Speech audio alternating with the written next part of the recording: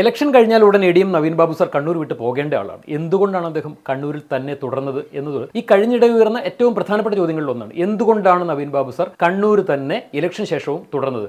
കാരണം ഇതാണ്, മുഖ്യമന്ത്രിയുടെ ഓഫീസ് കൃത്യമായി ആവശ്യപ്പെട്ടിരുന്നു. എ.ഡി.എം. നവീൻ ബാബുവിനെ പോലെ ഒരാൾ കണ്ണൂർ വേണം. സത്യസന്ധനായിട്ടുള്ള, കൃത്യനിഷ്ഠയുള്ള നല്ലൊരു ഓഫീസറാണ് അദ്ദേഹം കണ്ണൂരിൽ തന്നെ കുറച്ചു കാലം കൂടി തുടരണം എന്നാവശ്യപ്പെട്ടത് മറ്റാരുമല്ല, മുഖ്യമന്ത്രിയുടെ ഓഫീസാണ്. എന്തുകൊണ്ടാണ് അങ്ങനെ ആവശ്യപ്പെട്ടതെന്നുള്ള വളരെ പ്രസക്തമായ ചോദ്യത്തിലേക്കാണ് നമ്മൾ പോകുന്നത്.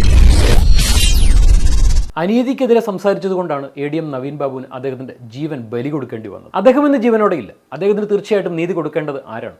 നമ്മുടെ നിയമപാലകരും നീതിപീഠവും ഒക്കെ തന്നെയാണ്. എന്നാൽ സത്യത്തിൽ എന്താണ് കഴിഞ്ഞ ദിവസം സംഭവിച്ചത്? 33 പേജുള്ള വിധിന്യായത്തിൽ 8 മുതൽ 14 പേജ് വരെ കൃത്യമായ ചോദ്യങ്ങളാണ് നവീൻ ബാബുവിന്റെ ഭാര്യ മഞ്ജുഷയുടെ അഭിഭാഷകൻ ചോദിക്കുന്നത്. വളരെ ഷാർപ്പായിട്ടുള്ള കൃത്യമായ 11 ചോദ്യങ്ങൾ. ഈ ചോദ്യങ്ങൾക്കൊന്നും കോടതി മറുപടി പറഞ്ഞിട്ടില്ല. ആദ്യത്തെ ചോദ്യം ഇങ്ങനെയാണ്: പ്രശാന്തനൊരു ഗവൺമെന്റ് എംപ്ലോയി അല്ലേ? അയാളൊരു സർക്കാർ ഉദ്യോഗസ്ഥനായിരിക്കെ അയാളൊരു ലോൺ പോലും എടുത്തിട്ടില്ല. പിന്നെ എങ്ങനെയാണ് അയാൾ പെട്രോൾ പമ്പ് തുടങ്ങുന്നത്? ഒരു സാധാരണക്കാരന് പോയിട്ട് പെട്ടെന്നൊന്നും തുടങ്ങാൻ പറ്റുന്ന സംഗതിയൊന്നുമല്ല പെട്രോൾ പമ്പ് എന്ന് പറയുന്നത്. കോടികൾ വേണം അതിന് മുതൽ മുടക്ക്. അപ്പോൾ തീർച്ചയായിട്ടും ആരുടെയോ കള്ളപ്പണം പ്രശാന്തനിലൂടെ വെളുപ്പിക്കുവാൻ വേണ്ടി ശ്രമിച്ചതാണ്. ഒരു സർക്കാർ ഉദ്യോഗസ്ഥനെ സംബന്ധിച്ചിടത്തോളം അയാൾ ജോലിയിലിരിക്കുമ്പോൾ മറ്റൊരു ബിസിനസ്സോ ജോലിയോ ചെയ്യാൻ പാടില്ല. ഇതുകൊണ്ട് തന്നെ ആദ്യ നടപടി എന്നുള്ള നിലയിൽ പ്രശാന്തനെ ജോലിയിൽ നിന്നും പിരിച്ചുവിടുകയും ചെയ്തു. അഴിമതിക്കെതിരെ പോരാടുന്ന ഒരു പൊതുപ്രവർത്തകയാണ് താനെന്ന് പി ദിവ്യ സ്വയമേ പല പ്രാവശ്യം പറയുന്നുണ്ട്. ഈ പറയുന്നത് സത്യമാണ് എന്നുണ്ടെങ്കിൽ പ്രശാന്തനെ പോലൊരു സർക്കാർ ഉദ്യോഗസ്ഥനോട് ഇവരെന്ത് നിലപാടാണ് സ്വീകരിക്കേണ്ടത്? വിളിച്ചു വരുത്തി അയാളോട് പറയേണ്ടത്, നിങ്ങളൊരു ഗവൺമെന്റ് ഉദ്യോഗം ചെയ്യുന്നുണ്ട്, ഇതിനിടയിൽ മറ്റുള്ള ബിസിനസ്സുകളൊന്നും പാടില്ല, നിങ്ങൾ ചെയ്യുന്നത് തെറ്റല്ലേ? മാത്രമല്ല ഇതിന് മാത്രം പണം നിങ്ങൾക്ക് എവിടെ നിന്ന് ലഭിക്കും? നിങ്ങൾ നിങ്ങളുടെ ജോലി ശ്രദ്ധിക്കൂ എന്ന് പറഞ്ഞ അയാളെ പിന്തിരിപ്പിക്കാനല്ലേ ശ്രമിക്കേണ്ടത്? എന്നാൽ സത്യത്തിൽ പരാതിക്കാർ ചെയ്തത് എന്താണ്? ബിനാമി ഇടപാടുകൾ നടത്തി സർക്കാർ ജോലിയിൽ നിന്നുകൊണ്ട് സർക്കാരിനെയും പൊതുജനങ്ങളെയും മുഴുവൻ പറ്റിച്ചുകൊണ്ട് ആ ബിനാമി ഇടപാടുകളിൽ കൂടി കോടികൾ സമ്പാദിക്കുകയും എ.ഡി.എമ്മിനെ നിർബന്ധിച്ച് അദ്ദേഹത്തിനെ കൊണ്ട് NOC കൊടുപ്പിക്കുവാൻ വേണ്ടി ശ്രമിക്കുകയുമാണ് ജില്ലാ പഞ്ചായത്ത് പ്രസിഡന്റ് പി ദിവ്യ ചെയ്തത്. ഈ NOCയുടെ കാര്യത്തിൽ കൃത്യമായ ഡോക്യുമെന്റ്സ് എല്ലാം പരിശോധിച്ചതിന് ശേഷം 9/10/2024 കൃത്യമായി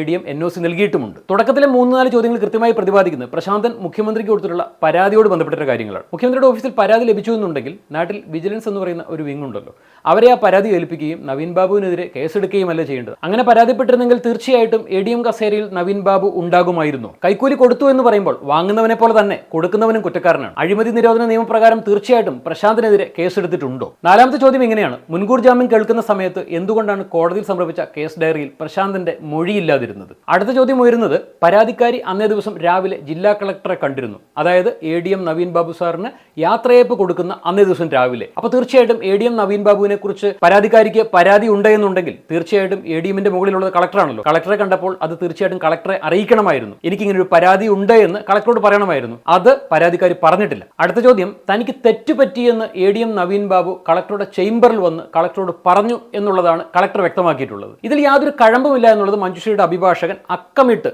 7 ചോദ്യങ്ങളിലൂടെ അത് കൃത്യമായി പ്രസ്താവിക്കുകയാണ്. ആ 7 ചോദ്യങ്ങൾ എന്തൊക്കെയാണ് നമുക്ക് നോക്കാം. 7 കാരണങ്ങളിൽ ഒന്ന്, എ.ഡി.എം. നവീൻ ബാബു കൈക്കൂലി വാങ്ങുകയോ ചോദിക്കുകയോ ചെയ്തിട്ടില്ല. 2, ഫയൽ മനഃപൂർവ്വം വെച്ച് താമസിപ്പിച്ചിട്ടില്ല. യാതൊരു മുടക്കവും വരുത്താതെ കൃത്യമായി ഒപ്പിട്ട് നൽകിയ ഫയലിന് ആരെങ്കിലും കൈക്കൂലി കൊടുക്കേണ്ട കാര്യമുണ്ടോ എന്നുള്ളതാണ് 2ാമത്തെ ചോദ്യം. അടുത്തത്, എ.ഡി.എമ്മിന് സൗഹൃദം സൂക്ഷിക്കാൻ തക്കവിധമുള്ള നല്ലൊരു ബന്ധമായിരുന്നില്ല കളക്ടറുമായിട്ടുണ്ടായിരുന്നത്. കളക്ടർ അങ്ങനെ ഒരു നല്ല സുഹൃത്തായിരുന്നില്ല എന്നുള്ളത് വ്യക്തമാക്കുകയാണ്. അടുത്തത്, കാഷ്വൽ ലീവ് എടുക്കുവാൻ പോലും എ.ഡി.എം. നവീൻ ബാബുവിനെ കളക്ടർ അനുവദിച്ചിരുന്നില്ല എന്നുള്ളതാണ്. അടുത്തത്, ആഴ്ചാവസാനമോ മാസാവസാനമോ വീട്ടിൽ പോകുവാനുള്ള ആ ഒരു പെർമിഷൻ പോലും കളക്ടർ നൽകിയിരുന്നില്ല. ആ സമയത്ത് കൃത്യമായി ജില്ലാ കളക്ടറുടെ ചുമതല എ.ഡി.എമ്മിനെ ഏൽപ്പിച്ച് കളക്ടർ സ്ഥലം വിടുമായിരുന്നു. ഇങ്ങനെയുള്ള കളക്ടറോട് എന്താവശ്യത്തിനാണ് തനിക്ക് തെറ്റുപറ്റിയെന്ന് നവീൻ ബാബു സാർ അദ്ദേഹത്തിന്റെ ചേംബറിൽ പോയിട്ട് ഒരു മാപ്പപേക്ഷയുടെ രീതിയിൽ സംസാരിക്കേണ്ട ആവശ്യം എന്താണ് എന്നുള്ളതാണ് അടുത്തതായിട്ട് ചോദിക്കുന്നത്. ഈ പറഞ്ഞിരിക്കുന്ന 7 കാരണങ്ങളിൽ എല്ലാം തന്നെയുണ്ട് കളക്ടറുമായി യാതൊരുവിധ നല്ല ബന്ധവും നവീൻ ബാബു സാറിന് ഉണ്ടായിരുന്നില്ല എന്നുള്ളത് കൃത്യമായി മഞ്ജുഷ തന്റെ അഡ്വക്കേറ്റിലൂടെ കോടതിയിൽ അറിയിക്കുകയാണ്. വീണ്ടും ചോദ്യങ്ങൾ തുടരുകയാണ്.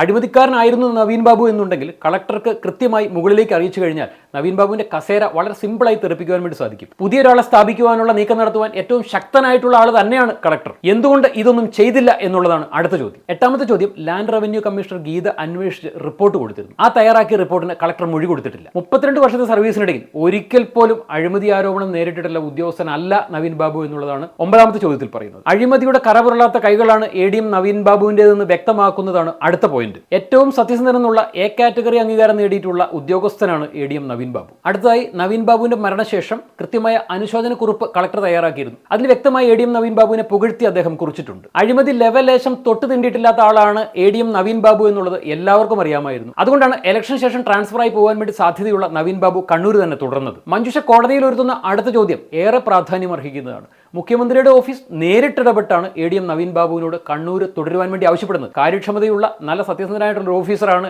ഈ ADM നവീൻ ബാബു എന്നുള്ളത് മുഖ്യമന്ത്രിയുടെ ഓഫീസ് മനസ്സിലാക്കിയിരുന്നു. അതുകൊണ്ട് മുഖ്യമന്ത്രിയുടെ ഓഫീസ് തന്നെയാണ് പറഞ്ഞത് അദ്ദേഹം അവിടെ തന്നെ തുടരട്ടെ എന്ന്. ഇതൊക്കെ കൂട്ടി വായിക്കുമ്പോൾ എങ്ങനെയാണ് ADM നവീൻ ബാബു ഒരൊറ്റ രാത്രി കൊണ്ട് അഴിമതിക്കാരനാവുന്നത്? അടുത്ത പോയിന്റ്, ADM ജോലിയിൽ കാര്യക്ഷമത തെളിയിച്ച ആളാണ്, അയാൾ സത്യസന്ധനാണ് എന്ന് കളക്ടർ മനസ്സിലാക്കിയിരുന്നു. അതുകൊണ്ട് തന്നെയാണ് അദ്ദേഹം കണ്ണൂരിൽ തുടങ്ങുവാൻ വേണ്ടി കളക്ടർ ആഗ്രഹിച്ചിരുന്നത് എന്നുള്ളതാണ്. അടുത്തത്, ചുരുങ്ങിയ കാലത്തേക്കാണ് കണ്ണൂർ ADM ആയിട്ടുള്ള പോസ്റ്റ് നവീൻ ബാബുവിന് നൽകിയത്. കാര്യക്ഷമത മൂലവും അദ്ദേഹത്തിന്റെ പക്വതയോടുകൂടിയുള്ള പ്രവർത്തനം മൂലവുമാണ് അദ്ദേഹത്തിന് കണ്ണൂരിൽ നിന്നും അദ്ദേഹത്തിന്റെ സ്വദേശത്തേക്ക് പോലും ട്രാൻസ്ഫർ കൊടുക്കാതിരുന്നത്. അടുത്തതും ഏറെ പ്രാധാന്യം അർഹിക്കുന്ന ചോദ്യമാണ്. ADM നവീൻ ബാബുവിന്റെ മരണത്തിന് മുൻപും പിൻപും നവീൻ ബാബു സാറിനോട് ആരൊക്കെയാണ് ഫോണിൽ സംസാരിച്ചത്? അത് പരാതിക്കാരിയായിട്ടുള്ള PP ദിവ്യയും പ്രശാന്തനും എത്ര വട്ടം സംസാരിച്ചു, എന്തൊക്കെ സംസാരിച്ചു? ഇതൊക്കെ അന്വേഷണ ഉദ്യോഗസ്ഥർ പരിശോധിച്ചിട്ടുണ്ടോ എന്നുള്ള ചോദ്യം ഏറെ പ്രസക്തമാണ്. അടുത്തതായി മഞ്ജുഷ കോടതിയിൽ ഉയർത്തുന്ന ചോദ്യവും ഏറെ പ്രാധാന്യം അർഹിക്കുന്നതാണ്. ഒരു ADM ദുരൂഹ സാഹചര്യത്തിൽ മരണപ്പെട്ടു. എന്തുകൊണ്ടാണ് പോസ്റ്റ്മോർട്ടം ബന്ധുക്കളായിട്ടുള്ള ആളുകൾ എത്തുന്നതിന് മുൻപ് നടത്തിയത്? വളരെ പ്രാധാന്യം അർഹിക്കുന്ന ചോദ്യമാണ്. കാരണം ADM നവീൻ ബാബുവിന്റെ ഭാര്യ തഹസിൽദാരാണ്. തഹസിൽദാർ എന്ന് വെച്ചാൽ എക്സിക്യൂട്ടീവ് മജിസ്ട്രേറ്റ് ആണ്. എക്സിക്യൂട്ടീവ് മജിസ്ട്രേറ്റ് ആയിട്ടുള്ള ഭാര്യ ഉള്ളപ്പോൾ അവർ സ്ഥലത്തെത്താതെ എന്തുകൊണ്ട് ഒരു രഹസ്യ സ്വഭാവത്തോടുകൂടി പോസ്റ്റ്മോർട്ടം വളരെ പെട്ടെന്ന് പൂർത്തിയാക്കി? കൂടാതെ എല്ലാവർക്കും അറിയാവുന്ന കാര്യമാണ്, നവീൻ ബാബുവിന്റെ സഹോദരൻ ഏറെ പ്രശസ്തനായിട്ടുള്ള ഒരു അഡ്വക്കേറ്റ് ആണ്. അദ്ദേഹം പോലും സ്ഥലത്തെത്തുന്നതിന് മുമ്പ് പോസ്റ്റ്മോർട്ടം വളരെ പെട്ടെന്ന് നടത്തി അവസാനിപ്പിച്ചു. ഇൻക്വസ്റ്റ് തയ്യാറാക്കിയത് അടുത്ത ബന്ധുക്കളുടെ മൊഴി രേഖപ്പെടുത്താതെയും കൃത്യമായ പരിശോധന നടത്താതെയുമാണ്. ഇത് ഏറെ സംശയാസ്പദമാണ്. അവസാന ചോദ്യം ഇങ്ങനെയാണ്, അതൊരു ആത്മഹത്യയാണോ അല്ലെങ്കിൽ കൊലപാതകമാണോ എന്നറിയുവാൻ വേണ്ടി മരണപ്പെട്ടയാളുടെ കൈത്തണ്ടയിൽ നിന്നും കെട്ടിത്തൂങ്ങാൻ ഉപയോഗിച്ച കയർ, അതിൽ നിന്നും സെല്ലോ ടേപ്പ് ലിഫ്റ്റിംഗ് നടത്തേണ്ടതായിരുന്നു എന്നുള്ളതാണ്. ആത്മഹത്യയാണോ കൊലപാതകമാണോ എന്നറിയുവാനുള്ള ഏറ്റവും പ്രധാന കാര്യങ്ങൾ ചെയ്തിട്ടില്ല എന്നുള്ളതാണ് അടുത്ത ചോദ്യം. ജോണസ് റാൽഫ് എന്ന മഞ്ജുഷയുടെ അഭിഭാഷകൻ കൃത്യമായി 11 ചോദ്യങ്ങളാണ് ജഡ്ജി നിസാർ അഹമ്മദിന് മുമ്പിൽ ചോദിച്ചത്. പക്ഷേ അതിനൊന്നും മറുപടി ലഭിച്ചില്ല. ദിവ്യയ്ക്ക് ജാമ്യം ലഭിക്കുകയും ചെയ്തു. നീതിയുടെ കോടതി നിശബ്ദതയോടും നിസ്സംഗതയോടും ഉദാസീനതയോടും ഇരിക്കേണ്ട സമയമല്ലിത്. നീതിയുടെ ശബ്ദം ഉയർന്നു കേൾക്കേണ്ട സമയമാണിത്. ജാമ്യം യാതൊരു കാരണവശാലും പരാതിക്കാരിക്ക് ലഭിക്കില്ല എന്നുള്ള അത്രമേൽ കൃത്യമായ ഉറപ്പോടുകൂടിയാണ് ജോണസ് റാൽഫ് എന്ന മഞ്ജുഷയുടെ അഭിഭാഷകൻ പറഞ്ഞ് അവസാനിപ്പിച്ചത്. പക്ഷേ ജാമ്യം ലഭിച്ചു.